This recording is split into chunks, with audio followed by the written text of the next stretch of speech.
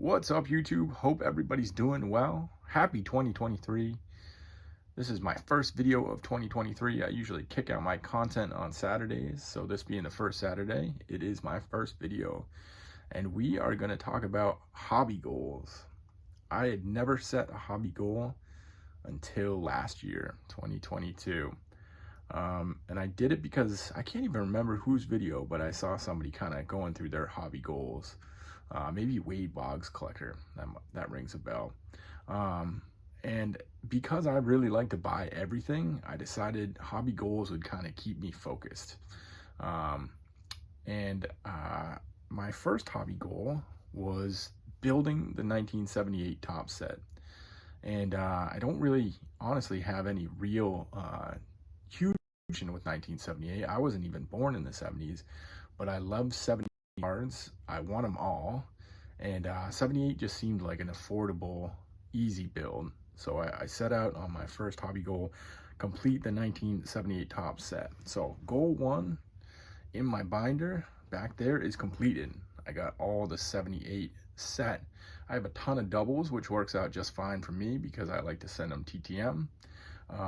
I definitely did it backwards. I bought all the commons, a ton of sets, got a ton of doubles, and then left all the 78 Hall of Famers basically till the end. So definitely was not the most affordable build, but it's done, and it was a blast doing. And I definitely learned a few things along the way. So 78, goal number one, completed. And maybe at some time I'll flip through those binders.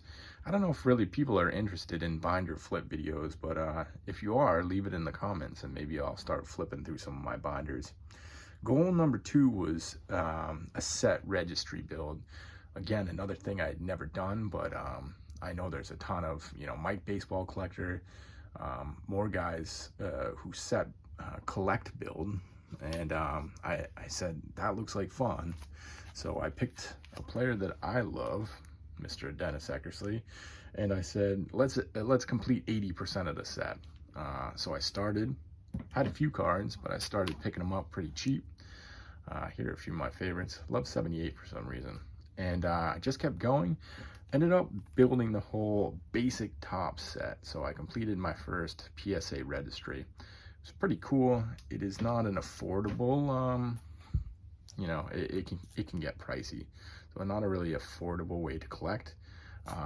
And sometimes I end up buying cards like this one, which I actually do like, but paying more than I probably should have for a 1998 Topps Dennis Eckersley because it's in a piece of plastic. But there's something cool about it too. So I am going to do another one for 2023, as you will hear.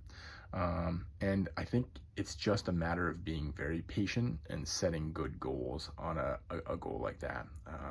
Not even setting good goals, rather, but setting price limits and being patient, because you can definitely get steals, especially on some of those 80s commons. I was buying some of those for like 12, 13 bucks. But it can easily, if you're not patient, end up ballooning the cost. So it was a fun one. I'm gonna do another one, but definitely something that I had trouble with because I tend to want to complete things very fast.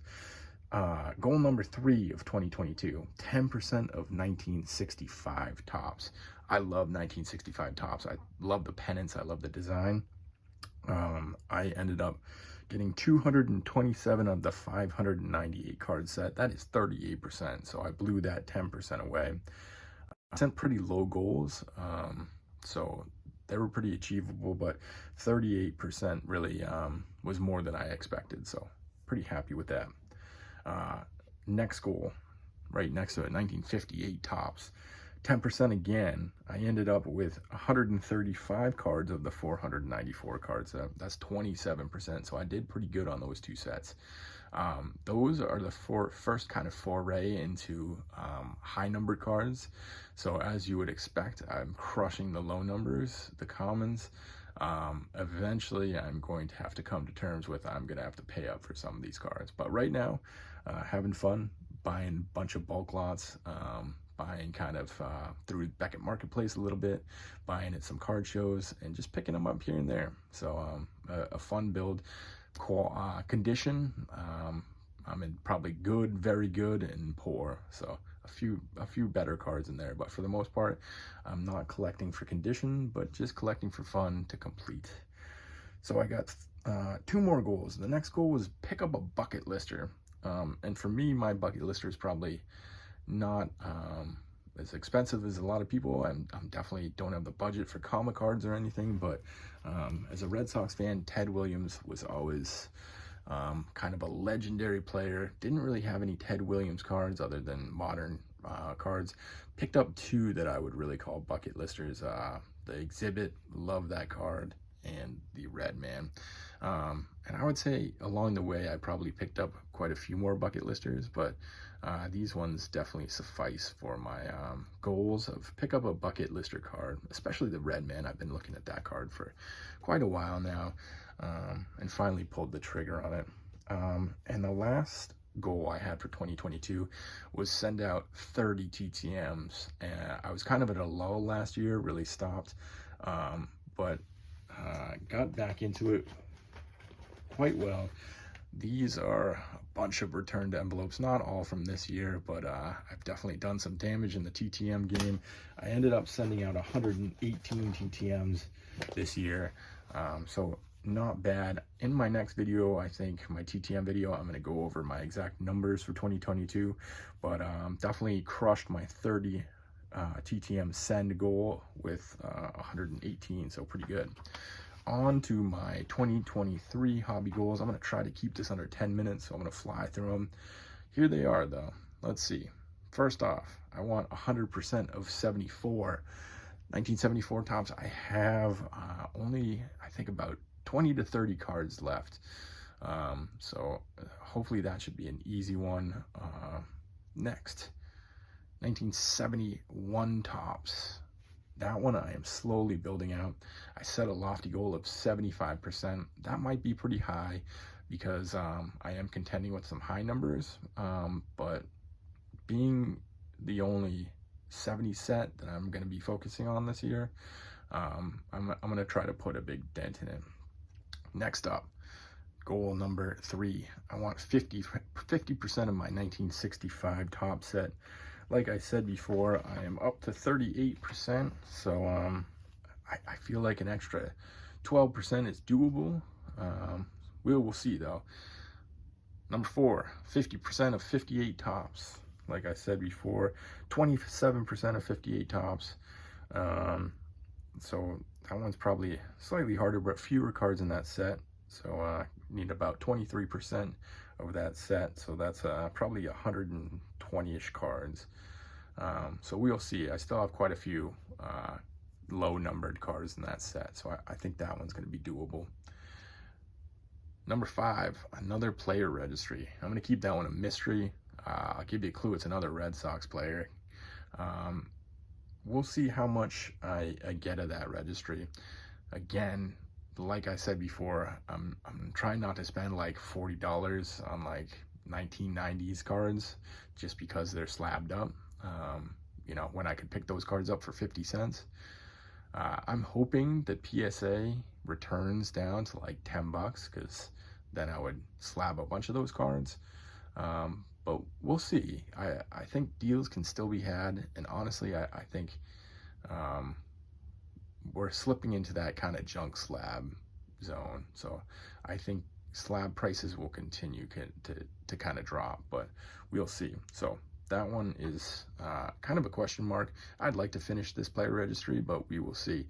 Number 6, another bucket lister, and that's a loose definition of a bucket lister, but basically like a moderately to expensive price card that I've always wanted, and typically in like kind of a legendary Hall of Famer. That's kind of what my definition is there. Number 7, this is a new one. I want 10 type cards, and by type cards I mean kind of different sets. Give you some examples of ones I picked up this year. An SI for kids, so I don't need all of these cards, but like one cool card to represent that set in my set. Got this cool peel-offs tops, I think 86. M&M's, just like fun kind of food issues, things like that. Like, I love that card, but I don't probably need all the M&Ms. Got some of these Hostess cards. I love these. Nolan Ryan. I think that's a 78, 76, I think, Thurman Munson. Postcard, Orlando Cepeda. 1962 post, I believe. 1960 Leaf. Love that card. Got the 52 Bowman, I believe, and a 51.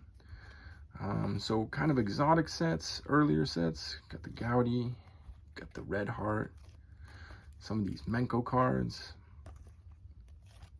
Picked these up, these here, Gaudy wide pen. So sets that I don't have represented in my collection, I want to get at least one card. And I'm shooting for a Hall of Famer. But as you saw with some of those Jim Heagans, you know, it could also be a player that means something to me. So a local player or, you know, some connection. So shooting for 10 type cards. And ideally in a type card, I would like to get one graded card and one raw card, because I like to be able to feel the cards, but I also want to know what a perfect one looks like slabbed up. Last goal, number 8, I'm shooting for 100 TTMs. I do not think that will be hard. I already shot out 12, so we're doing pretty good. I think I'll meet that one pretty easily. So, guys, those are my goals for Hobby 2023. Let me know if you're setting goals. Also, let me know if you ever want to see some binder videos.